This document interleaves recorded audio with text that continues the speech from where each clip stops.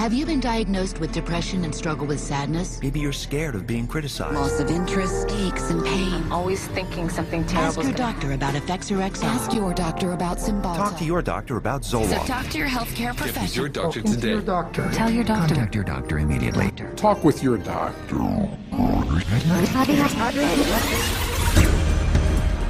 Over 40 years ago, leading psychiatrists met in Puerto Rico to map out their vision of the future. We see a developing potential for nearly a total control of human emotional status, mental functioning, and will to act. Their plan? To create by the year 2000 a range of psychiatric drugs regulating every aspect of human behavior.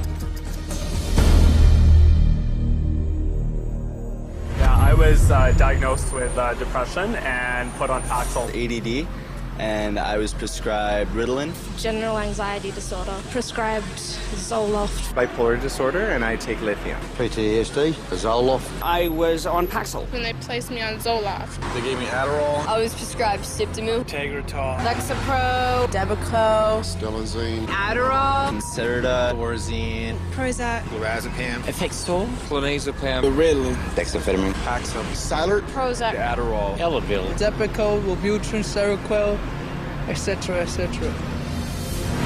100 million people worldwide are on psychiatric drugs. How did this happen? Psychiatrists convinced them they were sick. They want you to think you're diseased from birth, and that all those experiences of life, childhood and adolescence and teenage years and adulthood and being a senior citizen, that these are all various stages of disease. Because let's face it, we've all been depressed at one time. We've all been anxious at one time. These are normal emotions that we feel. Every emotional and spiritual problem is reduced to a label. And of course, all of those diseases require pharmaceutical treatments. This is big, big business. While generating a healthy income, claiming to be medical professionals, psychiatrists will freely confess that their profession is devoid of science. We don't really have any specific blood tests or other tests that are definitive for any mental illness whatsoever. It would be neat if it would become much more scientific. Well, if you go to my office and you tell me that you're depressed, there's nothing, and no blood sample, whatever, no tests. There are not current available tests to verify your diagnosis. I don't use any tests. You do not have a test to say, well, this is this disorder and this is the best medication for this disorder. For many years we thought we had the tests nailed down, but it turned out that they weren't of any value. If you don't know what's causing the symptoms, then to give somebody something to alleviate the symptoms is close to impossible. By the time a drug's approved and it hits the general population, we don't know even 50% of the side effects that are involved with that drug. And these pills cause heart attacks and liver problems and immune system problems and lots of other medical problems. So you're playing with fire. Every day, psychotropic drugs cause serious adverse reactions. And while psychiatrists and drug companies fully understand the dangers of the drugs they sell, their unsuspecting customers are left to suffer the consequences. Everything became worse. Each mood swing was worse. He would have chronic headaches, chronic, nausea, not feeling good. She was very agitated, very, very jumpy. She was having horrible hallucinations. Her personality was disintegrating. Once he started on that drug, the cloud just stayed over him and stayed over him and stayed over him. It got darker and darker. He thought there wasn't anything worth living to kill himself. That was not Matthew. That was the drugs. At least I would like to have said, I love you. I didn't get a chance to do that. In addition to crippling scores of people daily, every month, psychiatric drugs kill an estimated 3,000.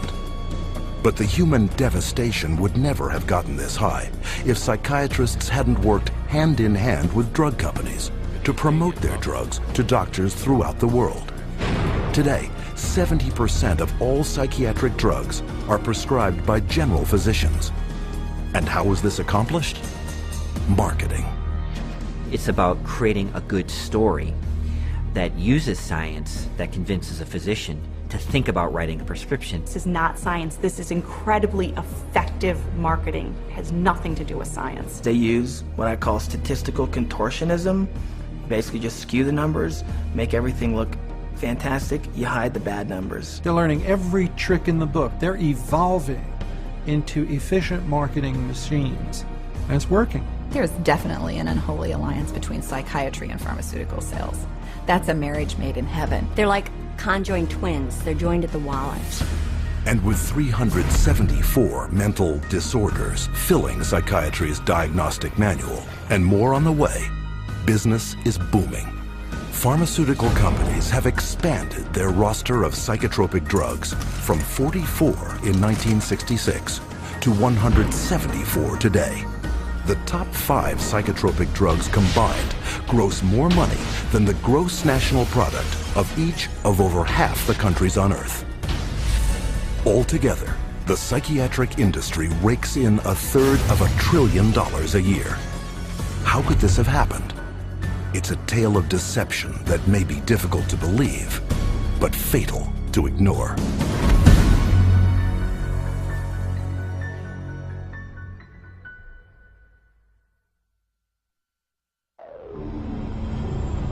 We took him to a psychiatrist, and within a matter of minutes, yeah, she's ADHD, and here's your drug. Went on to Medicaid, and 5 minutes later, he was on Zyprexa. He saw the psychiatrist and prescribed the medicine for 20 minutes. The guy didn't even look at her. He talked to her a little bit. Now, how can you tell if somebody's ADHD or not ADHD from just a few minutes talking to her? Next thing I know, I'm getting handed a handful of Xanax. That's how easy it is to get these drugs. Just so easy. It's just passed to me like candy. That's simple.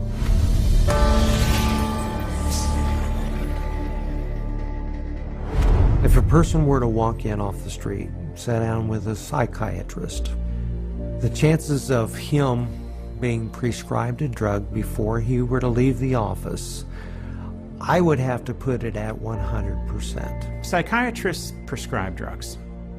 They might have different ways of diagnosing, they might have different ways of interacting with a patient, but it's rare to find a psychiatrist that uses no drugs. The psychiatrists today are, in quotes, admitting they can't cure these mental illnesses, and they're therefore going to manage your illness by using a drug. 50 years ago, a person who was going through a divorce would have relied on family, friends, clergy, and even the family doctor to a certain extent for conversation to work through the issue. They certainly wouldn't have been medicated. That was before the era of psychotropic drugs. Psychiatrists, occupying the lowest rung of the medical profession, worked almost exclusively in mental institutions. With no cures, there was little chance they would ever be respected by the public and their peers as real doctors. Psychiatrists had for years been on the fringe of medicine. Typically, the standard doctor internist would have very low regard for psychiatrists because it was understood not to be a very clear science or art. Psychiatrists wanted to be viewed as physicians, as doctors. And in order to be viewed as physicians and doctors, the people they dealt with had to be viewed as patients. And if doctors dealt with diseases, then their patients had to be diseased. Psychiatrists had a wonderful opportunity, they felt, to become respected in the eyes of their peers. They raced to create a whole diagnostic book called the DSM, the Diagnostic and Statistical Manual, which was created by consensus. A group of psychologists and psychiatrists get together, and if they have made common observations, they have a vote and they now classify a new disease. And they give it a number and it graduates into the DSM classification. And it's a dangerous book. It's a book that has many disorders that could apply to any one of us because the disorders are not real medical diseases. And it's things that apply to nearly all of us at times. Are you afraid of meeting new people? Are you afraid to speak in front of a large crowd of people?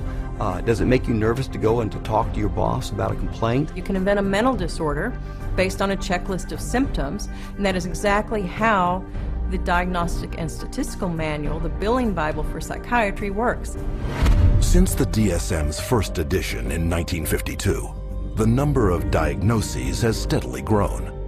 From a slender 130-page booklet listing 106 so-called mental disorders, the DSM has bloated to a voluminous 886 pages. It is only through the use of this book that psychiatrists can diagnose, drug, and bill for services. In fact, the psychiatric industry currently uses the DSM to collect over $72 billion in private and government insurance money. The DSM is used to diagnose and then give a label, and the label is used for billing purposes. That's how they get paid. You have to have a term in the Diagnostic and Statistical Manual in order to then call it a disease and treat it as a disease and write a prescription for it. And so because they can vote it in, they can create, and then the drug industry can just take over and market their drugs for those new disorders. And those drugs were welcomed by psychiatry leaders because it made us real doctors. Of course, first the public had to believe that there was something wrong with them, and that that thing wrong was biochemical, and that that could then be treated by a drug which was supposed to cure all. And so it was relatively easy, I think, to say, well, look, let's start looking at mental illness as fundamentally a matter of chemical imbalance in the brain. Chemical imbalance is a term that's used as a marketing ploy, as opposed to anything that there's scientific evidence to support. Nobody has yet measured, demonstrated, or created a test to show that somebody has a chemical imbalance in their brain. Period. How do you market a drug that restores the chemical balance or corrects a chemical imbalance? How can you do that in good conscience if you don't even know what one is? The whole myth of the chemical imbalance was created to sell drugs. And while psychiatrists and drug companies have used this myth to make billions moving vast quantities of psychotropic drugs into the bodies of unsuspecting consumers, the public has paid the ultimate price. An estimated half of all Americans who commit suicide are on psychotropic drugs. Annually, psychotropic drugs are estimated to kill more than 2.5 times more people than are killed by homicide. And who is entrusted with protecting the public against these dangerous psychotropic drugs? In the United States, it is the Food and Drug Administration, FDA, whose psychiatric drug advisory panels are dominated by psychiatrists who shuttle between the drug industry, academia, private practice, and government, the so-called revolving door. The revolving door at FDA is one of the primary reasons why the system that we have works so poorly. That revolving door is a direct result of the fact that a group of people with the same mindset are put into positions of being regulators and in the position of being formulators and sellers and marketers. The panels that are formed by the FDA to evaluate these drugs, the psychiatrists who are on those panels, almost all of them have conflicts of interest where they have directly or indirectly received funding from the very industry and the very parties within the industry whose drugs they are evaluating. So there's this tight little relationship between psychiatry, pharmaceutical industry, and FDA where they each mutually support each other, and yet the mental health of the population does not improve. Take, for example, the FDA drug evaluation panel that approved the antidepressant Paxil. Every psychiatrist on that panel has financial ties to the pharmaceutical industry. And these conflicts of interest have been rampant enough to prompt congressional investigation. When I check these advisory committees who make recommendations to the FDA, and they're always approved after the advisory committee, I found that there were conflicts of interest. I found that many of the people on the advisory committees had never filed a proper report on stocks and bonds that they owned that might be viewed as a conflict of interest, and they're by law supposed to do that. And this network of financial conflict of interest between psychiatry, the drug industry, and the FDA became even more entrenched in 1992, after passage of the Prescription Drug User Fee Act, also known as PDUFA. Through this bill, the FDA would be paid a fee of $100,000 per drug to ensure that psychotropic medications would be rushed through the approval process and into the hands of prescribers faster than ever. Congress told the FDA, your job is no longer to make sure drugs are squeaky clean safe before they get out on the market. Your job now is to hurry up and get new drugs on the market faster. It acted to set the priorities of the FDA so that if there was a fee paid for a particular drug approval, it could be put on the fast track and rushed to market with less than the usual scrutiny that the FDA would give it. And this fast track has traded safety for sales.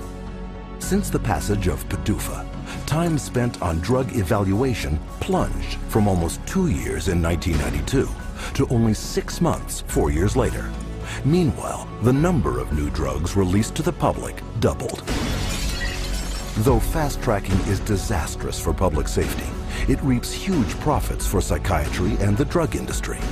Because the sooner a drug is approved, the sooner it makes money. And the money is big. Every day, the average psychotropic drug grosses over $7.7 million. One drug, Zyprexa, rakes in almost $12 million daily. And even though FDA now charges over $1 million per new drug application, the pharmaceutical fast track shows no signs of slowing. If you look at the relationship between the FDA, the pharmaceutical industry, and the psychiatrists, there's some kind of game that they're playing there. And what is the game? Well, you could say it's money, definitely money. And when you follow the money, you realize that there is no money in health. There's big money in disease. That's why all you hear about is managing disease or treating disease. You don't really talk about curing disease. And so psychiatrists have become mainstream doctors in America. And that is because of the pharmaceutical industry. They can thank the pharmaceutical industry because they become mainstream and because they have a lot more money than they used to. And the drug industry can thank them because now they have thousands of soldiers in their army distributing these drugs to everybody. From the smallest infant to the oldest senior citizen, no one is immune from any of the hundreds of fictitious disorders invented by psychiatrists that fuel a multi-billion-dollar psychotropic drug industry. And every day, psychiatrists are casting their nets ever wider. And all it takes? Another psychiatric label.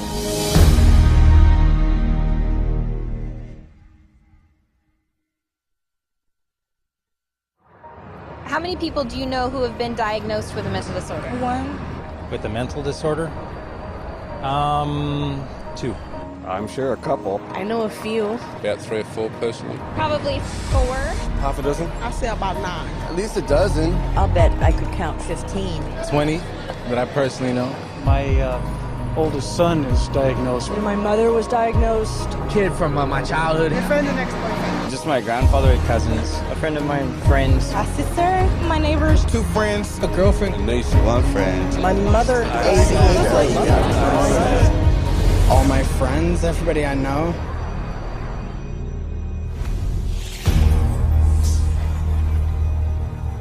An apparent flood of mental illness is all around us. Where is this coming from? Psychiatrists, whose diagnostic and statistical manual can label anyone walking the earth today as mentally ill. Psychiatrists, I believe, they look at every human being and they divide humans into 2 classes, clients and potential clients. We see this no more prevalent in any field than in the field of the mental disorders, where one disease after another is invented and then popularized and the public is made to worry about it. It's a disease mongering. It's the selling of sickness. You know, sometimes it's a drug in search of a market, and it's giving public awareness to minor conditions with the ultimate goal is to sell more medications. It's not caring for people. When you run out of symptoms, you don't have any more clientele to market to. So you have to invent disease. And with psychiatric medications, you can invent diseases all day long. Look at human variation. Everyday things like shyness, sadness, or even situational depressions like grieving, postpartum depression, they all become studied, and prescriptions start to get written for these drugs. Before these drugs were introduced in the market, people who had these conditions would not have been given any drug at all. And so it is the branding of a disease, and it is the branding of a drug for the treatment of a disease that did not exist before the industry made the disease. Case in point, shyness, a common life situation, voted by psychiatrists into their diagnostic and statistical manual under the name social anxiety disorder. You know, people are nervous. Well, they come up with, say, social anxiety disorder. SAD, they'll call it SAD. And the connotation is that everybody ought to be happy, and that here's a drug that can make you happy. So that a common occurrence, which is every now and again everybody's sad, we ought to be treating with a drug. Well, then they'll get this PR firm to drum up business for this. They'll put out all these studies that find, you know, there's so many people afflicted with this SAD, you know, and they'll start putting it in magazines, they'll start putting it on TV, they'll start a patient advocacy group that say, you know, that we're all affected by this, and then they'll come out with Paxil works for this. So they go to the FDA and they said, well, we ran this study and this works for this new invented disorder. And that is SAD, social anxiety disorder.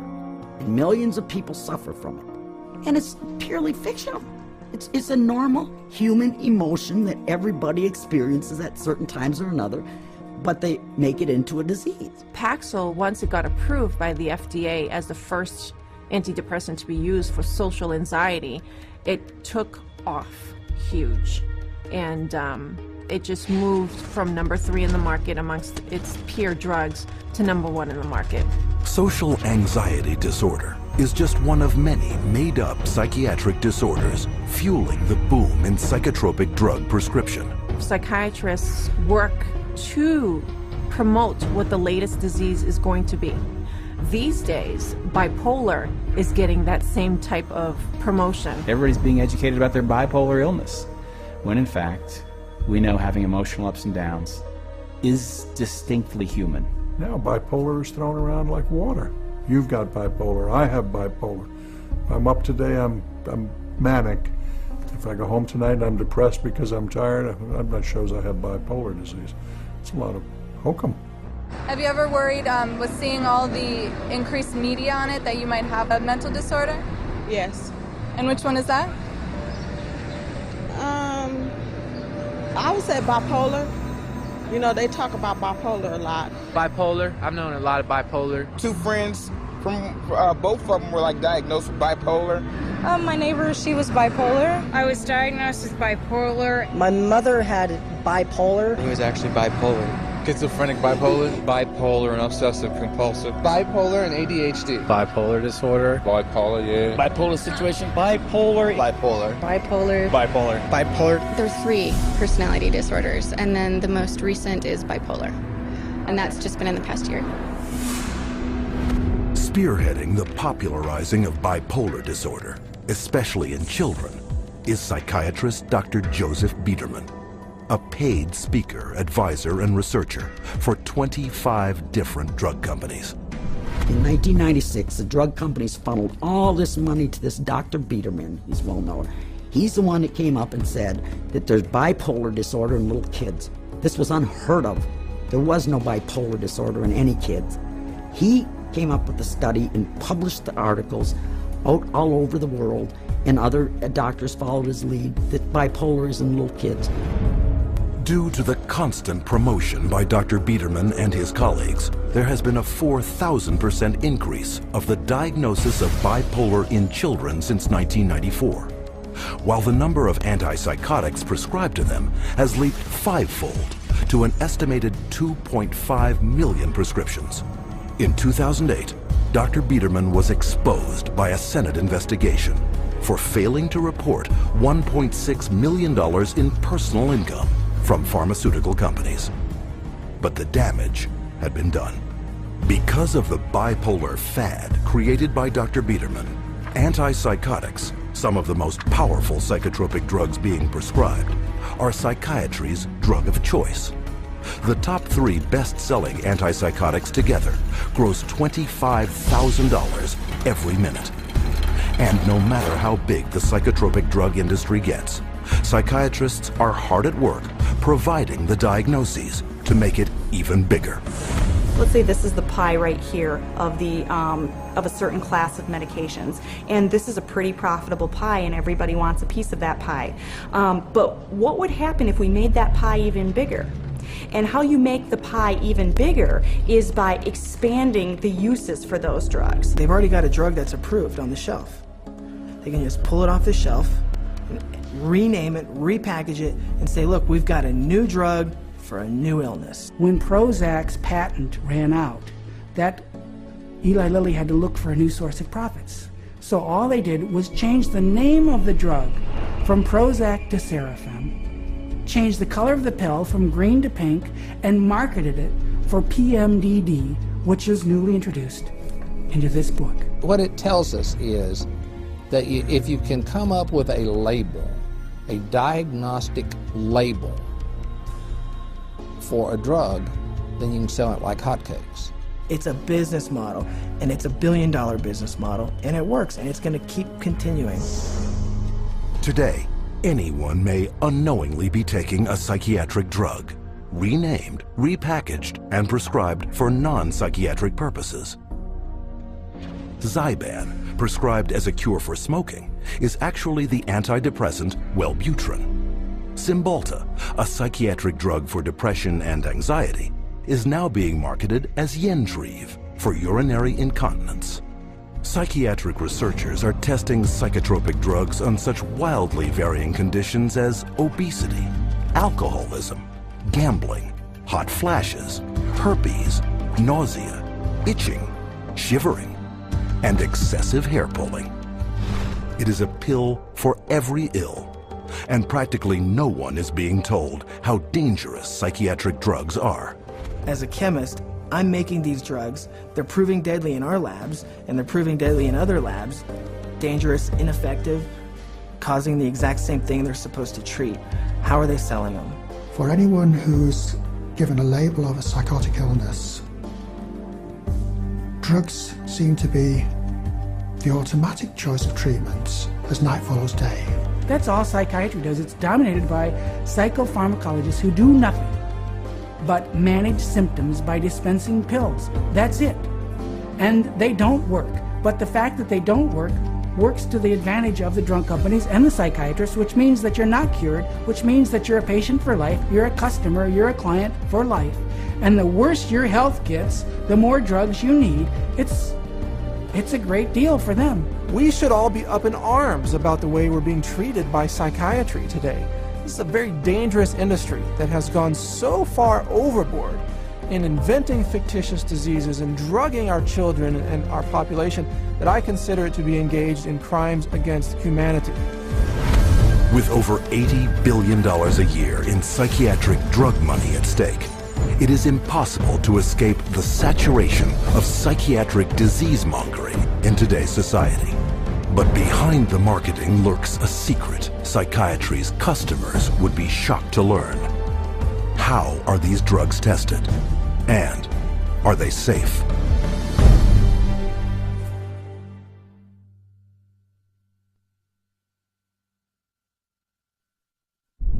No one knows precisely how these psychiatric medications act. We don't know if I give you a medication if it is going to work or not. There's not a great deal of scientific support for using them. I myself, I try to pick a drug whose side effects might be useful. You have to choose what is the best option. We don't have sure methods. There are no rules. Everything it's an art, really. Often it's trial and error. It's a kind of a trial and error. It's trial and error. Some degree of trial and error, I guess. A blind man's bluff or something like that. You never know if it's the right drug. It's a much more complex subject. There's always going to be huge surprises, and that's what makes it so difficult. The best psychiatrists in the world will mess up all the time.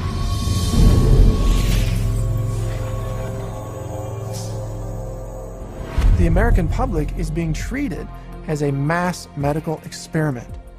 We are all being treated like guinea pigs by the pharmaceutical companies, the psychiatric industry, and the FDA. They are basically testing drugs on large parts of the population without really knowing what the results are going to be. It's a very dire situation that we're facing. We're talking about people's health and in many situations people's lives. These are very serious issues. As dangerous chemical compounds, psychotropic drugs are tightly regulated by governments throughout the world. And for any new psychotropic drug to be approved for use, it must undergo tests intended to protect the public. When a pharmaceutical company develops a new drug that they want to send to the market, what they do is they have to run it through clinical trials. They have to be able to provide to the FDA safety data to say this is a safe and effective drug. In clinical trials, psychiatrists are engaged to do the research. And we could bank on the fact that these psychiatrists are tied to the pharmaceutical companies. And a psychiatrist puts their name on there, they're seen as an expert. You're talking mental drugs, who writes them? It's psychiatrists. So that's how it works. It's a terrible system. The desperate thing about it is that it's all dressed up in the name of science. It's not science at all, it's pure marketing. But they get away with it because it's called science. There's really no test, no x-ray, there's no chemistry that shows you have this condition. It's really just the opinion of someone who is probably taking money from pharmaceutical companies to prescribe drugs to people. Where's the biochemistry? Where's the research? Where's the substantiation? And the answer is it vaporizes like mist in the morning. It's not there. But the lack of scientific testing doesn't stop psychiatrists from carrying out clinical trials on dangerous drugs. Clinical trials are supposed to consist of 4 phases of precise scientific drug testing, the first 3 of which must be submitted to governments for regulatory approval. In phase 1, the drug is checked for toxicity. In phase 2, tests are done to see how the drug reacts in the human body. If it clears this hurdle, then a phase 3 trial is carried out. But with no lab tests verifying or measuring any mental disorder, and with big money at stake, psychiatric drug research is highly subjective and rife with manipulation. There are many, many, many places where you can tweak the study just a little bit with the study design or with the way you gather the data or the way the data are reported. And there's so many different ways you could bias a study. I've seen what they did to the data in these trials. There's no question that they manipulated the data. For example, let's say they had 100 people to start with. 40% drop out. 30% have a positive response. 30% have no response.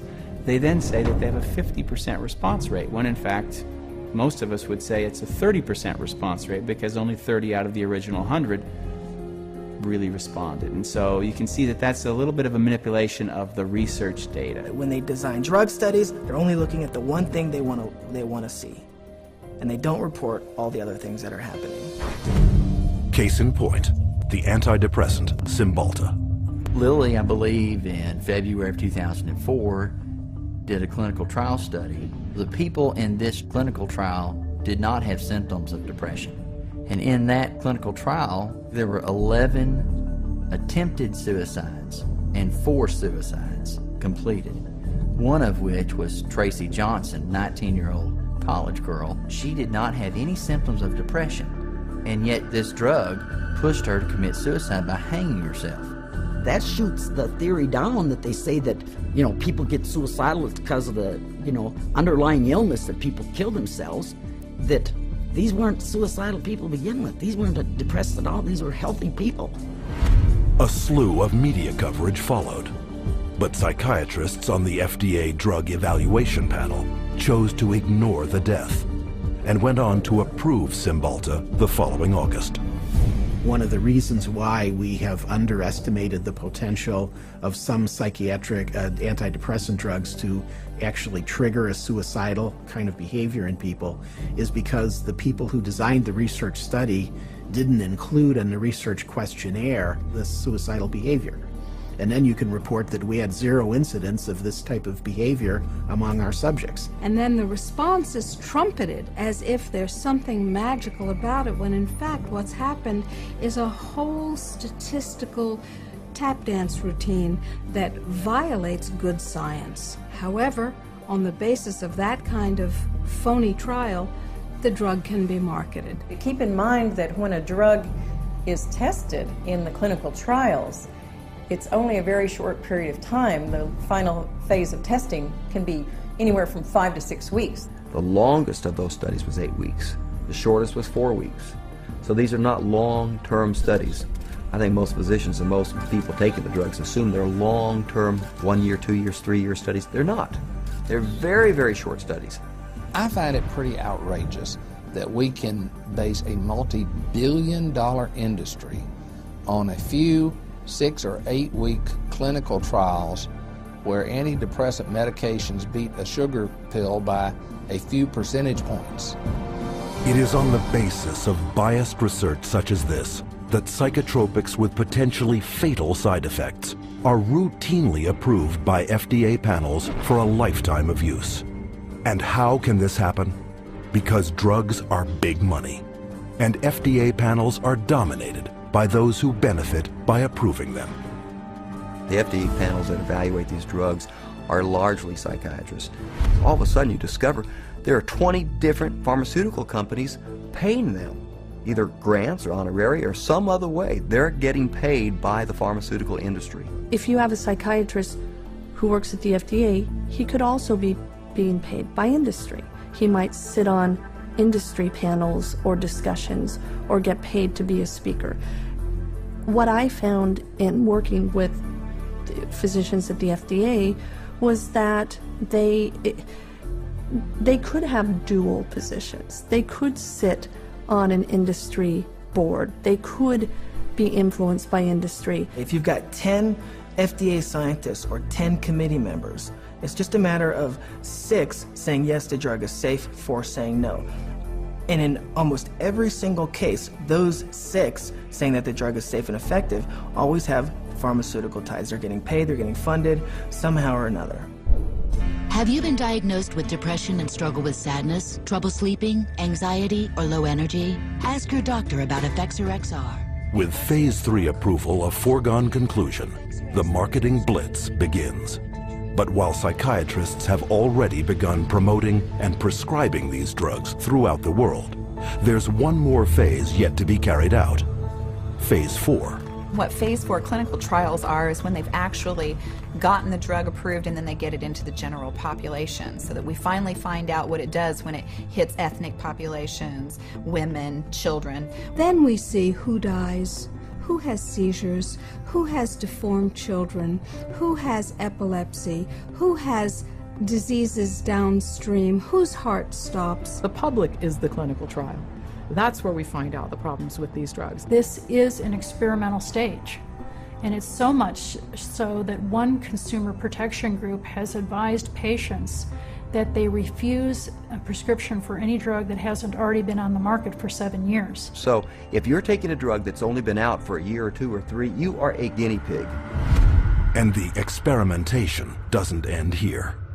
Additional psychiatric drug trials take advantage of the invented disorders in psychiatry's Diagnostic and Statistical Manual to rake in even more profits by targeting the most innocent of all.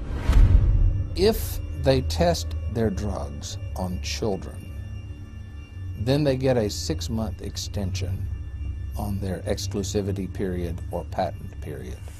This psychiatric drug research center in Texas uses advertisements to lure in child volunteers. And once inside, they're further enticed with the simplest of tricks. This is where they're going to be playing. We have Game Boys, we have Xbox, we have 5 TVs. They come in here and they help themselves to crackers, cookies, free candy, free crackers. Everything is paid for. You don't pay for anything. But these perks are just bait to coax children into ingesting powerful psychiatric drugs known to cause suicide and violence in their own age group. These are drugs that would cost maybe several $100s a month in a pharmacy. They actually are getting them free in research. We love children, and we just love children because they're our future. By conducting those tests on children, they get a financial incentive that's worth over $1 billion. Those are the facts. You make of them what you will. With this kind of money at stake, psychotropic drug experimentation on children is rampant, with 323 studies either completed or in the works, including a 2003 trial that tested children on an antidepressant treating premenstrual dysphoric disorder. Those drugs, which are barely more effective than placebos, often have huge side effects, which are dangerous and even deadly to people. Families don't know the risk. If they actually were aware of the risk and believed it, no one would take that risk. The psychiatrist she didn't say one word to me about what was going to be the effects of the drugs. No side effects listed, no, well, let's sit down, we have to talk about this. At that point in time, he said, well, this doesn't have that type of reaction on any children, you know, that it's very safe. If he had told me then what I know now about it, I never would have taken it. She said, oh, Beth must have been on Paxil. That's the only way she would kill herself. And I said, well, what is this? How do people know this? I didn't know anybody would know something like that. And we went on the internet, and all of a sudden you find out it's not uncommon. But it's not uncommon for people to become psychotic on these drugs. We're entitled to know the truth before we give a mind-altering drug to our children, our wife, our mother, our father, ourselves. We don't really know what they're doing. That's what scares me. It's all made-up theory. There are no facts about what these drugs really do. And if someone said, well, we don't know what this is going to do to you, good or bad, would you take that medication? Now that is not the practice of medicine. That's the practice of marketing. And this practice of marketing is taking lives. And the poor patient doesn't even know it. But in the testing and marketing of psychotropic drugs, money trumps safety. The top 10 most prescribed psychotropic drugs gross over $26.5 billion annually, more than double the amount of new money put into circulation every year by the United States Mint. But to make this kind of money, psychiatrists first have to convince the most crucial market segment of all, those with the power of prescription.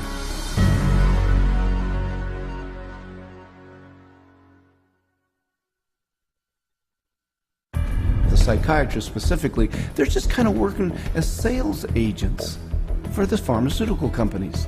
There's nothing like another doctor touting the benefits of your drug to drive market share. They're an extended part of the marketing arm of these companies.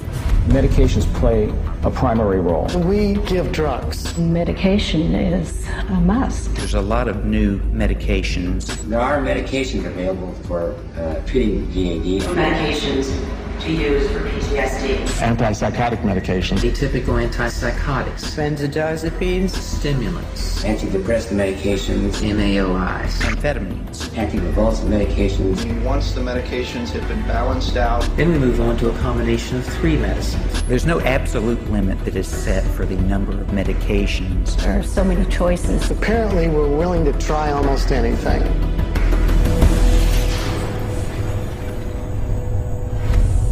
Psychiatric drugs can't be sold without a prescription, so pharmaceutical companies hire psychiatrists to promote psychiatric drugs to their fellow prescribers.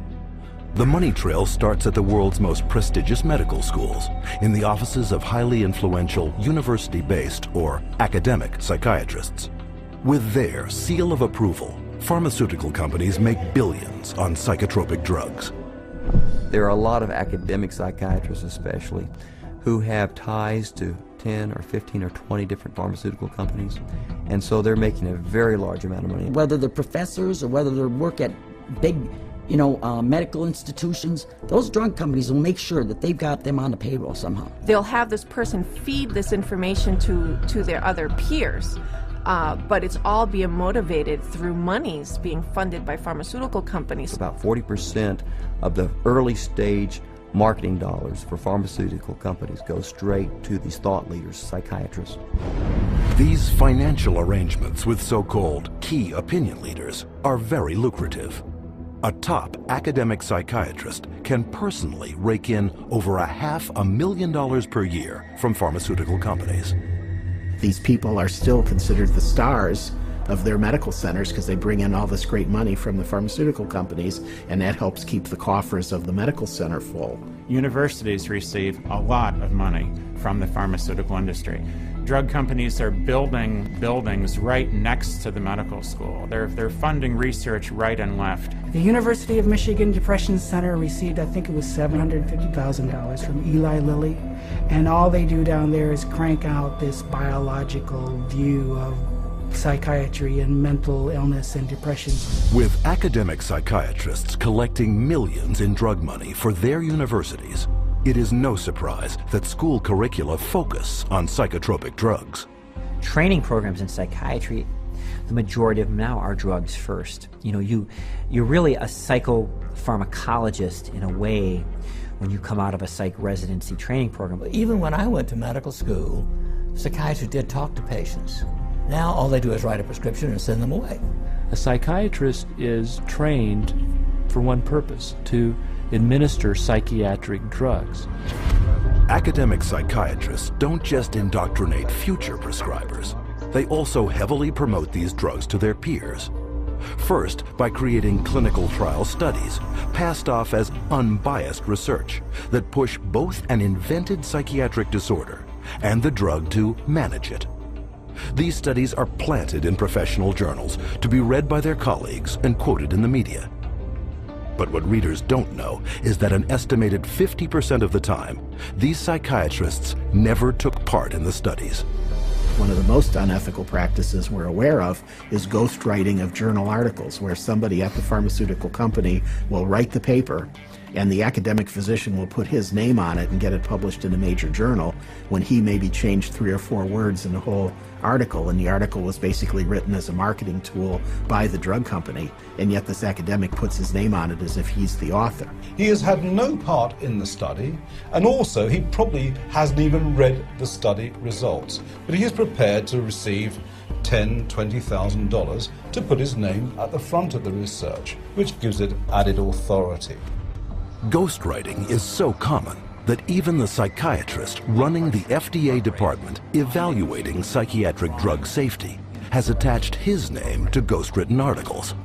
The average physician picks that up and reads it. He believes it. And it's not a mystery that he would believe it. It seems reasonable that it's in black and white, it's in a good journal, it's in the New England Journal of Medicine, it must be true. These journals are often sent free to psychiatrists and doctors under the guise of legitimate medical research. And why are they free? Because pharmaceutical drug ads reap huge revenues for their publishers. So if you go through a medical journal, you'll see page after page of advertising for bipolar disorder and treatment of using medications, or advertisings for depression and treatment of using medications, schizophrenia. So it's really everywhere. I remember just a couple of years ago, the first time I opened the journal from the American Psychological Association called the APA Monitor, and there was a multi-page ad, high gloss, very expensive, for Concerta, which is time-release Ritalin. I resigned from the American Psychological Association. I wasn't going to be part of this whatsoever. It's very hard when your major source of income is advertising and advertising placement to write an article that's negative about a particular drug and expect that company to continue to buy ads in your medical journal. So that's a major issue. But psychiatric key opinion leaders aren't satisfied with filling medical journals with ghost-written articles. They also spread the gospel of psychotropic drugs at conferences in continuing medical education, or CME. Physicians and nurse practitioners and physician's assistants are mandated to take a certain amount of continuing education credits every year. Well, 70% of all continuing medical education is now funded by the pharmaceutical industry. That seminar is going to be taught by a professional who is employed by the pharmaceutical company. The very nature of where someone is giving you your support means you are biased to that person's side. Many physicians and many psychiatrists who attend medical conferences don't know that when they go to that conference meeting that's about antidepressants, antipsychotics, and it's generally an academic psychiatrist who's speaking, they don't realize that person's probably making about $10,000 for that 1 hour speech. But you don't have to be an academic psychiatrist to get a piece of the pie. Psychiatrists who heavily prescribe psychotropic drugs are generously rewarded by pharmaceutical sales representatives for drumming up local business. Psychiatrists, especially high prescribers, are targeted and gifted extensively by the industry. Now that gifting is where you need to get specific. That was not unusual during our marketing conversations to say, well, what's our top drug writer? You know, who's the doctor that's prescribing the most of this drug? Well, you know, let's send them to the Kentucky Derby. We offered trips on some occasions to come out and hear a 2-hour talk, but it happened to be on a nice island in Hawaii. There were a lot of things that we did day in and day out to try to get the doctors to write our drugs, or in my case, to write for the psychiatric drugs. We did a lot of lunches and dinners, and we brought in speakers, and those speakers were obviously paid by us, and we would wave, you know, renowned studies at them from renowned journals. But of course, we would never say that these studies were paid for by our company, and that it was written by a ghostwriter who was paid by our company, or that our company tends to do a ton of advertising within that particular medical journal. We would never say that. With over 300 million psychiatric drug prescriptions written every year, high-prescribing psychiatrists are richly rewarded for opening up new markets. They receive up to 25% more pharmaceutical money than any other medical specialty, an average in one state of more than $45,000 per top psychiatrist per year. Psychiatrists get more kickback from the pharmaceutical companies than any other branch of medicine. The profession of psychiatry couldn't keep its journals afloat, couldn't keep its conferences afloat, couldn't keep its organizations afloat without money from drug companies. The drug companies really have psychiatry in their pocket. This is a profession whose diagnoses have been heavily influenced by people who are heavily influenced by the pharmaceutical industry, and whose treatments are almost exclusively these days pharmaceuticals. We should be able to count on them. I do not believe that we can. Due to the ceaseless promotion by psychiatrists, psychotropic drug prescription has permeated not just psychiatry, but the entire medical profession. But this promotional campaign has a second prong that lines the pockets of psychiatrists more than any other. And this one directly targets you.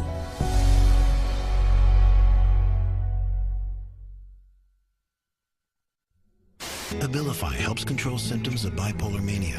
Ask your doctor about Effexor XR. Paxil, the most prescribed medication of its kind. Prozac Weekly is here. Zoloft, a prescription. Serafen. PMDD.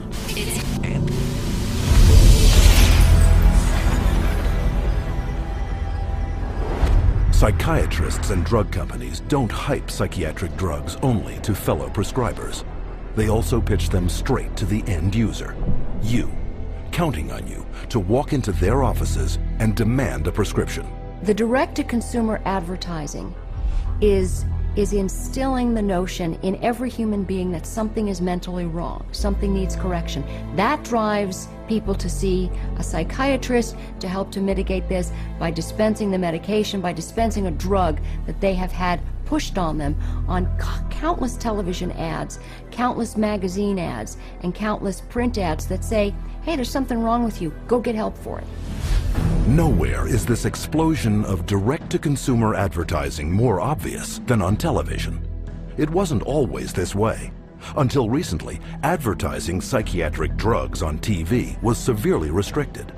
But in 1997, the FDA was persuaded to relax their rules on advertising in the media, in direct violation of Article 10 of an international treaty signed at the United Nations.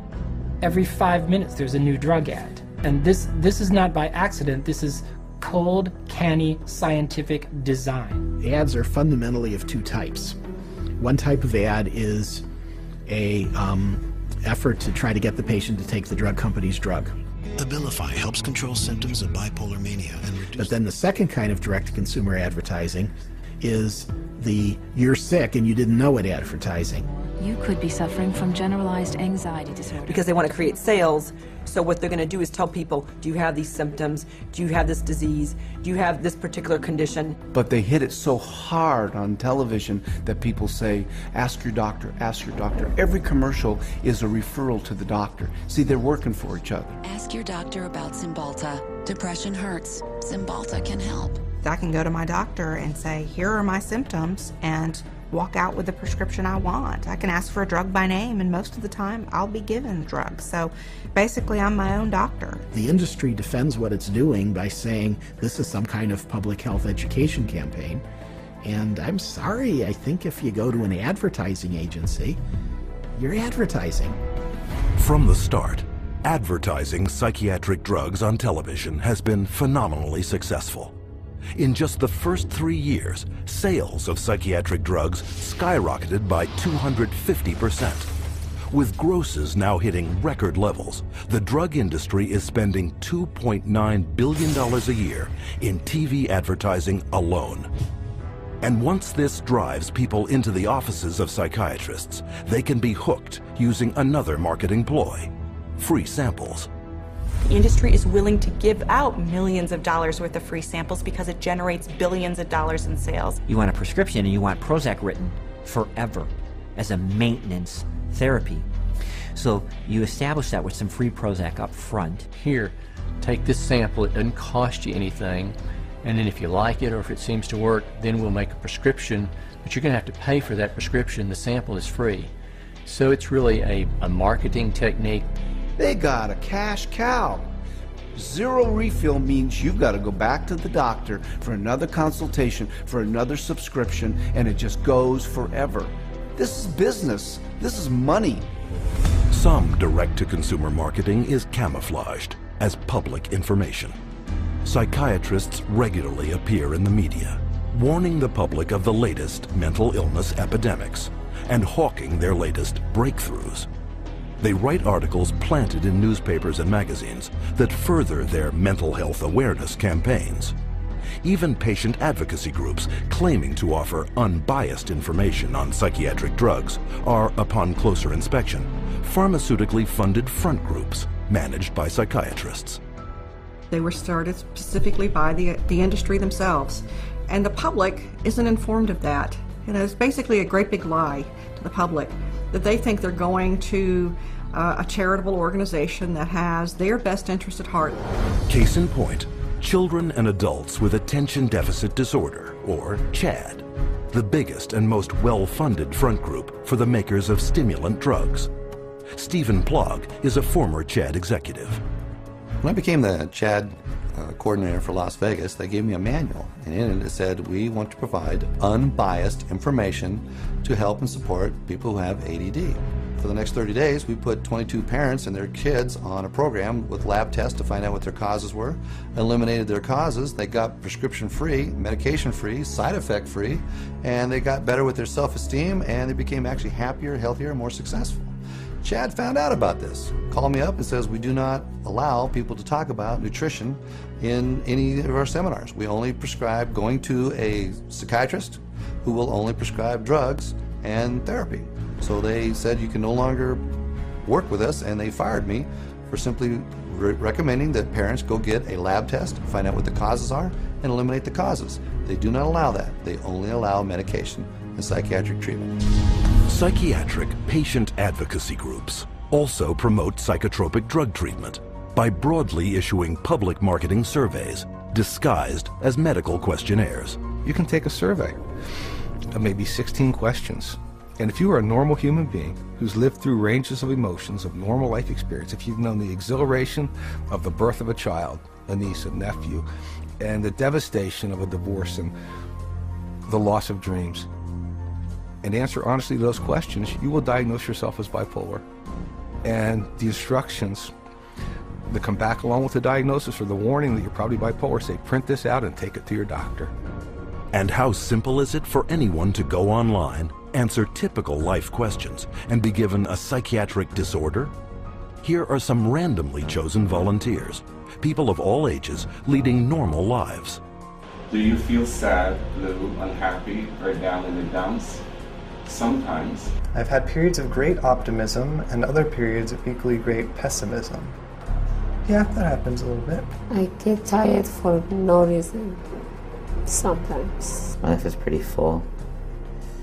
No, not really. For no apparent reason, I sometimes have been very angry or hostile. It's hard for me to concentrate on reading. I am restless and can't keep still. My heart beats faster than usual. I have trouble sleeping, shortness of breath, gained weight, trembling hands. I have an idea that most of these are going to be sometimes. Everyone has. As in everybody? Somewhat. Somewhat true. Just a little. Oh, yeah, yeah. Alright, my score totaled 42. Bipolar disorder, moderate to severe symptoms. Wow. Answer reflects on the presence of depressive symptoms. Currently suffering from an anxiety disorder. I may be suffering from bipolar 1. Minimal to mild depression. An obsessive compulsive disorder. Guess that means I'm psycho. Guess I'll go to a psych. Try to see if I could work it out, get some meds or something. All told, 50% of these everyday people were assigned a psychiatric diagnosis and instructed to get treatment. By this measure, half of the U.S. population, some 150 million Americans, could be classified as mentally ill. Now you have a direct line of consumers just walking in with a little pre-survey that says that they potentially can have bipolar, ADHD, stress, anxiety, any of those categories, and they just need to take this assessment tool and say, okay, that basically that is what you have, and here's your drug. And psychiatrists are now clamoring to make such assessment tools mandatory. Take Teen Screen. Under the guise of a suicide prevention program, mental health tests are administered in the schools to diagnose and drug children. Children such as Chelsea Rhodes, who left for school one morning an average teenager and returned home with a psychiatric diagnosis. The Rhodes family in Indiana, their young girl went to school one day, and all of a sudden they told her they were taking her into her room, and they move her into her room and give her the 10-minute teen screen test. And shortly after taking the test, she's pulled aside in the hallway and she's told she has two problems, basically two mental problems. One, obsessive compulsive disorder, and social anxiety disorder. Her parents were stunned, dumbfounded. They didn't know the Teen Screen was going to screen their child. They had not been asked permission. People at school had told her that she was mentally ill with these two conditions based off of a computer test that took her 10 minutes to answer. One of the questions was worded if Chelsea went out a lot. She answered no. We'd ask her why she answered that way. She said, because Mom, you and Dad don't allow us to go out on school nights. I have to be home to do my homework and take care of our household chores. The other question was, do you ever feel nervous or anxious when you're in front of a group of your friends or peers? Chelsea answered yes. She explained to us that because when she has to stand up in front of a group of people and give a book report in one of her classes, she's very nervous. You know, I'm 43 years old and I'm nervous in front of every one of you today, but that doesn't make me mentally ill. I absolutely believe that the survey for Teen Screen was intentionally structured to flag as many children as possible as having a possible mental health problem. And who created Teen Screen and wrote its survey? Dr. David Schaffer, a psychiatrist with extensive ties to the pharmaceutical industry. Schaffer's questionnaire is anything but scientific. In a study he himself conducted, Schaffer admitted that 84% of all students were falsely flagged as suicidal. But what was not admitted is how traumatic the consequences can be. Alea Gleason was only 11 years old when she took a screening test at her middle school in Texas. It was 7th grade, and they had all the girls go into the cafeteria because they said that a lot of girls have depression, so they was working on some depression screen. Next thing I know, there's those middle schools tell my husband now that CPS is there at the school taking Alea because she's suicidal. I'm like, suicide? I'm not trying to kill myself. I love myself. I've always loved myself. So I don't know if she was eating at the school or they'd already taken her away. When they took Alea, my girls and I, we didn't sleep for about a good 3 days. For the first 3 days, because my house was empty without her. And they was making me sign papers talking about if you don't take these medicines, you can't see your parents. So they was telling me, you know, if you take your medicine, you can see your parents. My daughter was on 22 different types of medication that this one psychiatrist gave her. They drugged me up so bad that they said they had to drag me. And I used to wonder how I got to my room. When I saw for myself what they were giving her and how much and how often, I just thought, they're gonna kill this child. And the parents were helpless. Then after a while, that's when I was just like, I'm not about to take no more medicine until I call my parents. And then that's when they was like, okay, well, we're gonna give it to you anyways. They restrained me and shot me up. I was in 4 points. They laid me out on my stomach and my feet like this and tied me up. One day, they must have put her in about 12 restraints in one day. They said I was restrained about 70 or 80 times. After a couple of months, they was like, you know, your parents don't want to see you. They don't want to talk to you or anything. So I was really hurt. We tried everything. Nobody know. We didn't know what hospital. We didn't even know where they taking her. After 2 weeks, you're supposed to hear or you're supposed to be able to see your child. They didn't give me that. I didn't see Alea till 6 months later. But I was a good child. I didn't deserve for that. And it messed up a lot of things. To this day, I still wish that I could just go back and be like, man, you know what, I'm not even gonna take the test. I would always tell every parent I see, and they was asking me, don't do the team screening, because it will mess up your family. Psychiatric screening programs such as these are fast on the rise. Teen Screen alone is currently screening hundreds of thousands of school children in over 500 American schools in 43 states. Has nothing to do with helping kids, has nothing to do with mental health, has nothing to do with medicine. It has everything to do with the pushing of drugs. So it presents itself as being a wonderful, altruistic program, whereas in fact, I believe its cold-blooded and cold-hearted intent is to recruit more children into the very subjective diagnoses of mental illness and to treat those kids with medication. But the psychiatric drug push doesn't end in the classroom. Legislation has been put in place to screen all citizens for mental illness, including geriatric patients, war veterans, and pregnant mothers, all to be paid for by you. Psychiatrists benefit from both ends, from the pharmaceutical end for being paid to write the prescription, and then from the patient for being there to receive the prescription. It's an industry that cannot allow the human condition to go unmedicated, and I think this is where the problem begins. If everybody considers themselves to be sick in some way or more than one way, and that the only control, the only hope for their happiness is to be on pills for the rest of their lives, that's the goal. The pharmaceuticals and the psychiatric community are a cleanup, and that's what it's all about. It has nothing to do with helping our kids or, you know, their mental health. It's all about money. Today, drug companies spend over $5.3 billion a year marketing prescription drugs, almost 9 times more than a decade earlier. The result? Worldwide sales of psychotropic drugs have soared to $80 billion. And all while psychiatrists willfully ignore the vast human tragedy they are creating.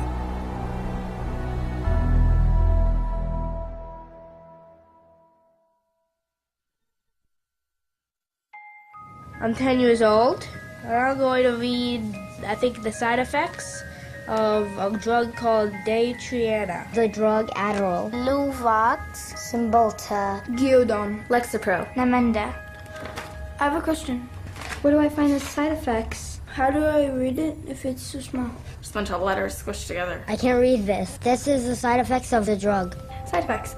Stroke. Gastra. What the heck? Speech disorder. Eye disorders. Vision blurred. Dry mouth. Nervous. Tremor. Dizziness, delirium, and coma. Tardive dyskinesia. They experience worsening of their depression. Aggressive reaction. Paranoid reaction. Psychosis.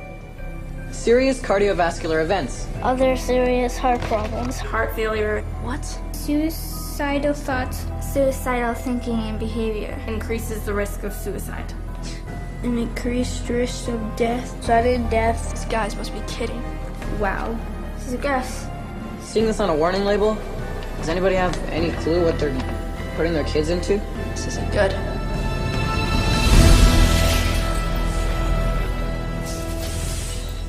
No drug has side effects. They're all effects. Side effect is just a way that doctors explain away the effects that they don't like or you won't like, but they're effects. These are the effects of these drugs. They're not just what might happen to you, they're what happen more often than not. We name them side effects because they're an unintended consequence. The antidepressant drugs not only don't make you happy, they have all kinds of negative effects on the system as a whole. These drugs are absorbed and distributed throughout your entire body, so they have side effects through all of your tissues and organs, including your liver and your kidneys and your nervous system. They destroy the brain, the neural net. They literally kill brain cells and cause all kinds of brain disorders. That's why we have they're not side effects, they're direct effects. But while psychiatrists continually downplay the multitude of severe health risks to the public, candidly, they had no problem admitting them to our cameras. I think I tell them the main side effects. I don't tell them every side effect because there are so many possible side effects. I would say the majority of patients experience some side effects. People get side effects to every medication you try. They all have side effects. All kinds of side effects. Lots of side effects. Physical feelings of sickness. Headaches, insomnia. They can't sleep. They can't eat. Drowsiness. Sedation is very frequent. Restlessness. Appetite stimulation. Neurologic side effects. Tremor or muscle spasms. Stiffness. Weight gain. Obesity. Weight gain and stuff like that. Decreased performance of sexual functioning. Sexual side effects can happen. Sexual dysfunction, etc. I've never had anybody die or anything, but I've had people faint and stuff, and it's really sort of unpredictable. You name it, and it can be a side effect. And why can't psychiatrists predict what adverse reactions you will get? Because not one of them knows how their drugs work. At least with street drugs, people know that they're dangerous, that they should be off of them. With pharmaceuticals, people are told they're safe to take every day. But far from being safe, psychotropic drugs are increasingly being exposed as chemical toxins with the power to kill. Some of the side effects that have become of concern lately are suicide, increased risk of suicide, increased risk of homicide. These aren't people that were horribly depressed when they were given a drug. These are people who are given a drug for social anxiety or difficulty sleeping or mild depression and then become suicidal. And so when they become suicidal and they kill themselves, what the doctor does is go back and say, oh, well, it's because they were depressed. The label itself, the disorder, is what is blamed for the side effects, when in reality it's the drug that is causing the side effect. It is the drug that is the problem. Drugs such as the antidepressant prescribed to Woody Witzak, who took it not for any mental complaint, but to help him sleep.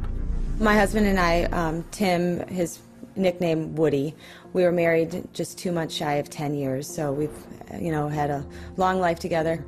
And Woody was a guy who was healthy. He was a big runner. He's never had a history of depression or any other so-called mental illness. He was given Zoloft for insomnia. I find Woody one night completely sweat through his shirt in fetal position, kept going, Kim, you gotta help me, I don't know what's happening to me. It's like my head's outside my body looking in. Kim, help me, help me. We did breathing, listened to music, prayed, anything to calm him down from this head outside his body feeling. And a week later, he was found dead hanging. A guy who loved life. Psychiatrists claim their drugs save lives, but according to their own studies, psychotropic drugs double the risk of suicide, with one increasing the risk by a factor of almost 7. As a pharmacist who has been studying the problem for the past 7 years, I do see a glaring connection between the high use of these psychoactive substances and the rise of violence. If people knew that the mechanism was not known of these drugs, that they could cause, if there's a real chance for them to get a homicidal tendency or even suicide, if you take the drug, there's a chance you may want to kill yourself. And I could repeat probably a dozen other examples of significant self-inflicted harm or significant violence to others in patients who had never had that experience in their adult life. Patients such as Wyoming grandfather Donald Schell. Donald Schell was a man in his 60s, a gentleman, a family man, a funny man. He had had periodic episodes of depression, but never any real serious mental health issues, and became depressed, had a down period, went to a general practitioner and was given Paxil.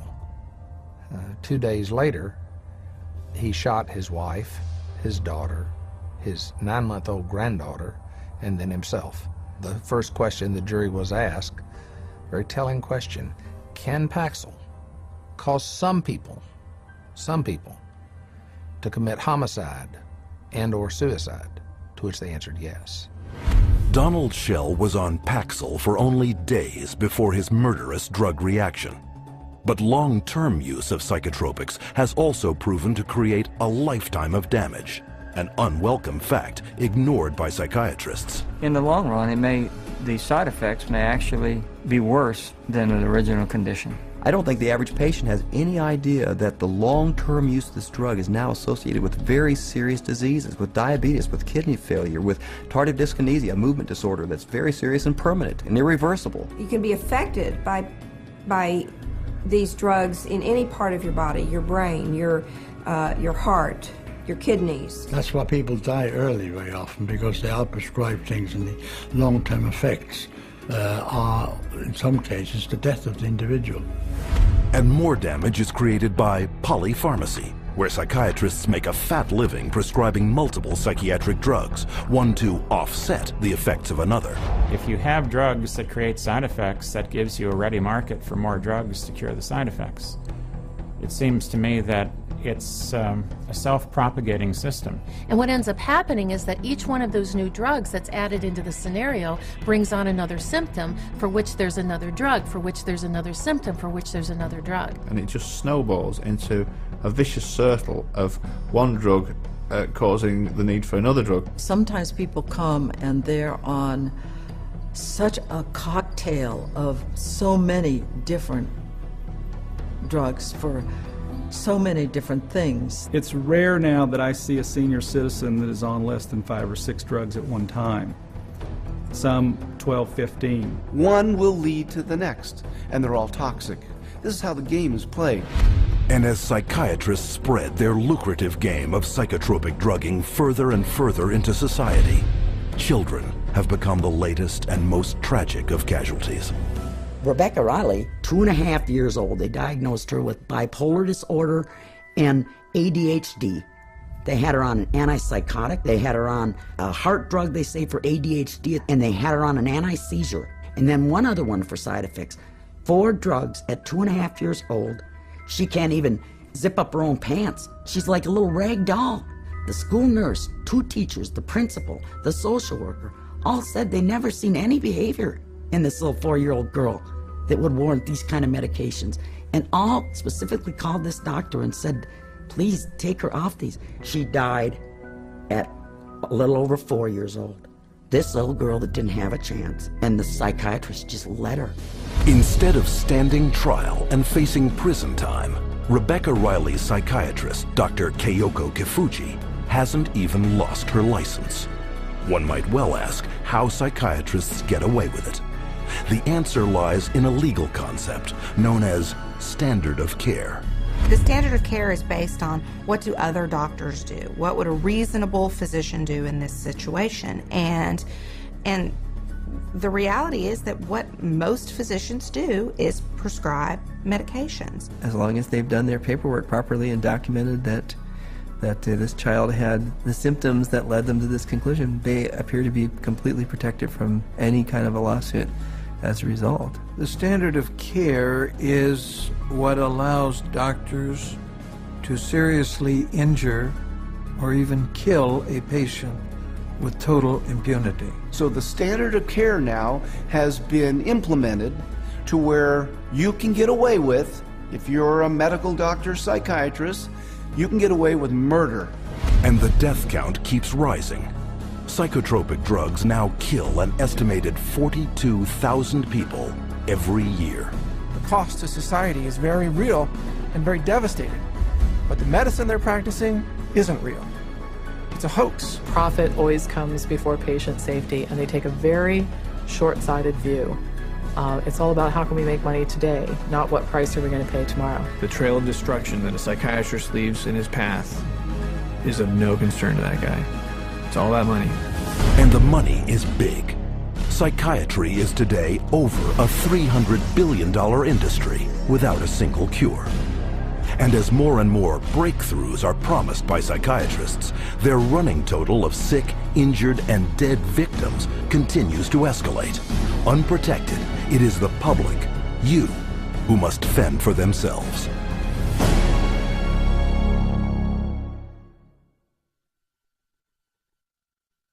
My wife and I are blessed. We have 7 children, and we love them all. They're all our favorites. Each child we have is our favorites. And Beth was extremely special. She was kind, generous. She had like a really sweet and caring personality. She had this beautiful smile, like an inviting. She could make friends with basically any stranger on the street and get a smile or a laugh out of them. Beth was having a hard time sleeping for maybe 4, 5, or 6 weeks. And so we said, Beth, you should go to the doctor and get something to help you sleep. He said, okay, well, I'll try to give you something to lessen your anxiety, and it should help you sleep. Within 5 minutes, a 5-minute visit, he prescribed her Paxil. When I first saw Beth right after she went on the Paxil, she was different. Like, I felt like she was drugged. And by the 2nd or 3rd day, she's like, I don't know, I just don't feel right. You know, I feel strange in my skin. But after about 3 or 4 days, I remember that Beth was, at times, very different, like sullen, keeping to herself. My mom and her were having dinner, and she said she didn't have any real emotion. Like, she kind of felt emotionally numb. She was like a different person. Like, she just seemed like she was under the influence of something. She didn't seem like herself. She seemed like she was tripping out. I talked to her on the phone, and she told me she didn't want to be there. And I was like, why don't you be there? She's like, I just don't feel like myself. I just feel like crazy. I just don't feel right. I truly believe that she was hallucinating maybe and going in and out of this psychotic state at this point. It seemed like she was melting down, like emotionally. She was becoming worse every day. I said, are you suicidal? I actually asked her. And she laughed at me. And she said, no, I would never do that. And I'm thinking in my mind, I'm just going to lay down next to her and I'll rub her head and I'll talk to her and we'll try to figure out what we're going to do because something's not right here. And my son Matthew was right behind me going upstairs. And when I got to the top of the stairs, I saw her hanging in the hallway. Then the police were all over the place and people were coming and going, and about 3 hours, 4 hours after my daughter died, one of my friends came over and said, you know, I was speaking to so-and-so, one of our other friends, and she said, oh, Beth must have been on Paxil. That's the only way she would kill herself. It just wasn't her. There was nothing in her that would have done that. She was the most non-violent, like gentle. It's a violent way to die. It had to be the drug. There was no other answer. If we knew what we knew now, Beth would be here with us today. I know that for a fact. The tragic story of Beth Winter is just one of many, a tale repeated wherever psychiatric drugs are prescribed. But psychiatrists insist you believe that their drugs are safe and effective because they are the mental health experts and you are not. But case after case proves that trusting them can have disastrous consequences. Psychiatry is pseudoscience. It's false science. It cannot withstand rigorous review if people would just look at the evidence. If they help anyone, it's not worth the risk to the people that are harmed by them. They are betraying every customer they have. They don't know what they're doing, and we need to educate the public to use their feet and walk away.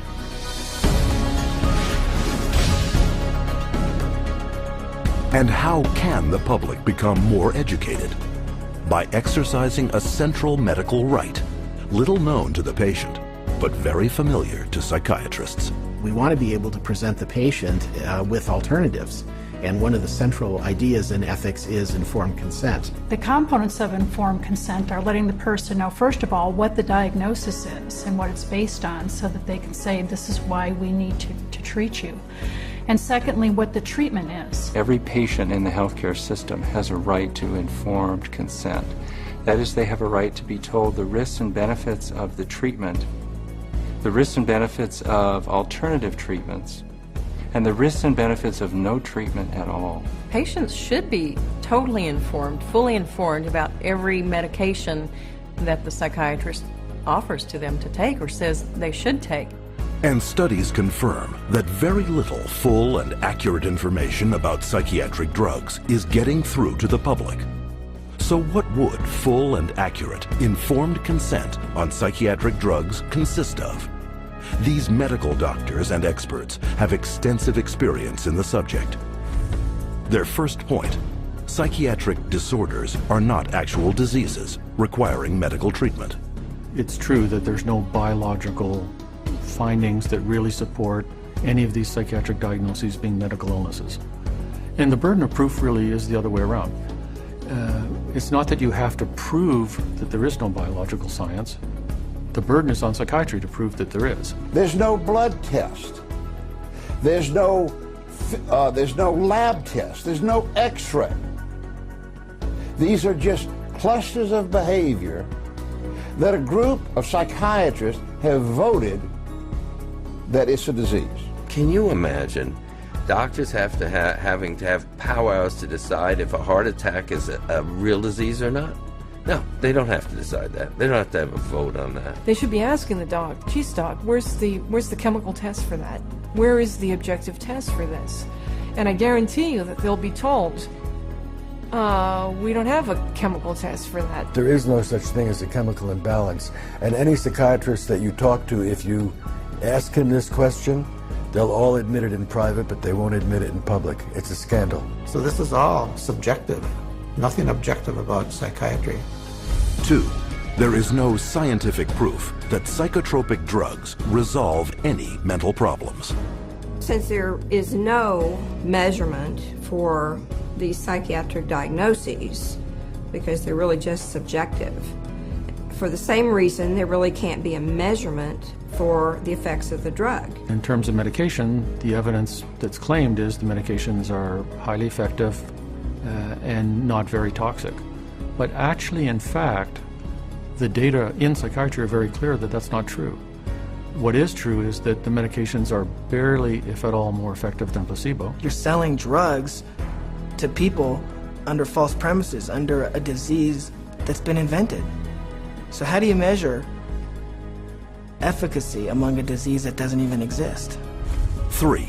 Psychotropic drugs mask symptoms and come with severe short and long-term side effects. Whatever problem you're being treated for, whether it's depression, real or otherwise, or cardiovascular disease, medicating away the symptoms is not solving the problem. The patent medication gives the appearance of having helped because in the short term, it usually doesn't show the bad effects that are going to happen in the long term. So it's very deceptive. The longer the patient's on the medication, the worse the prognosis is. None of these medications hit precise targets. You begin accumulating all kinds of collateral damage. In other words, other organs in the body are actually harmed. So for the first time, we're seeing kids in grade school or middle school who have type 2 diabetes and who have the beginning stages of cardiovascular disease. So you see Parkinson's disease, you see tardive dyskinesias, you see other movement disorders. Is it true that we're now seeing a lot of death from psychiatric drugs? Absolutely yes. 4. Psychotropic drugs can cause dependency and addiction.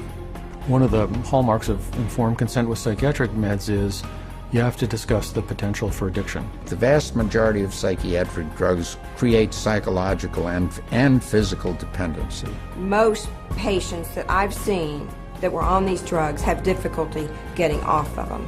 It's rare for somebody to just be able to stop it without a problem.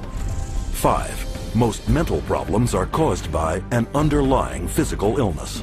Many physical conditions can cause mental problems or what pose as psychiatric symptoms, but the psychiatrist, in the records I've reviewed, psychiatrist does not do an in-depth study of what could be causing the problem. And if the doctor isn't taking the time to find the cause of those symptoms, then unfortunately those symptoms may continue and there may be a serious underlying medical disorder that's being overlooked. The question is it better to treat depression with a drug, or is it better to treat depression by trying to figure out what caused the depression and working it out with the patient? Dehydration can make you exhibit symptoms of depression.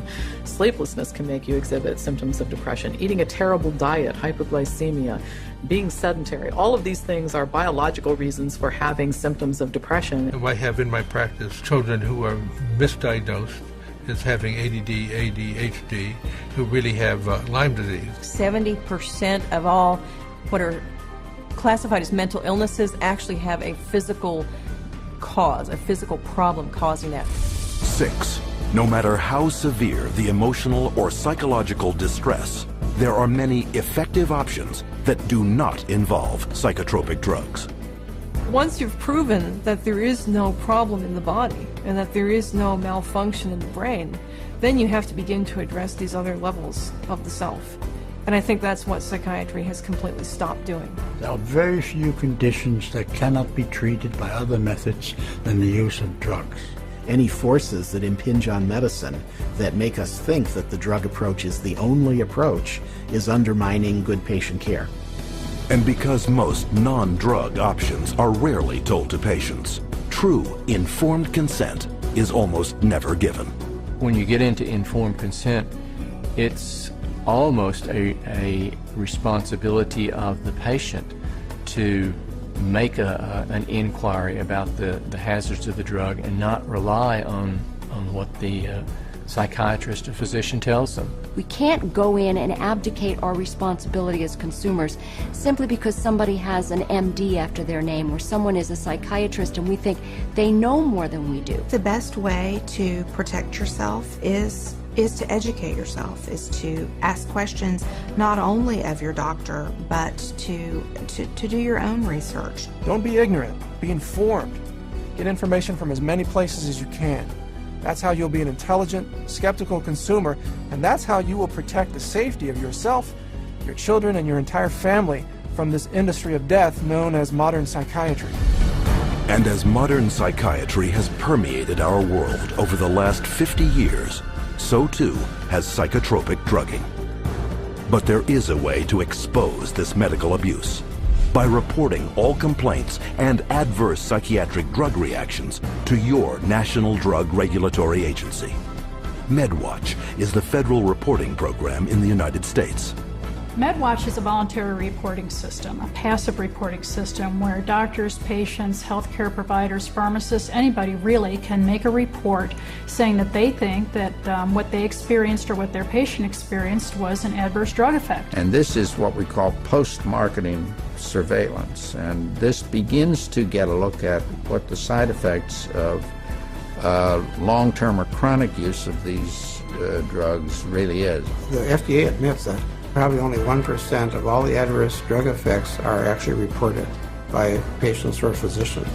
It is only through the reporting of all adverse drug reactions that the true scale of the horrors of psychotropic drugging will come to light. You have the facts. Share this video with your doctor and don't allow yourself, your friends, or your loved ones to become the next statistic of the big business of psychotropic drugging. To find out more about psychiatry and psychotropic drugging, or to report a case of psychiatric abuse, contact the Citizens Commission on Human Rights.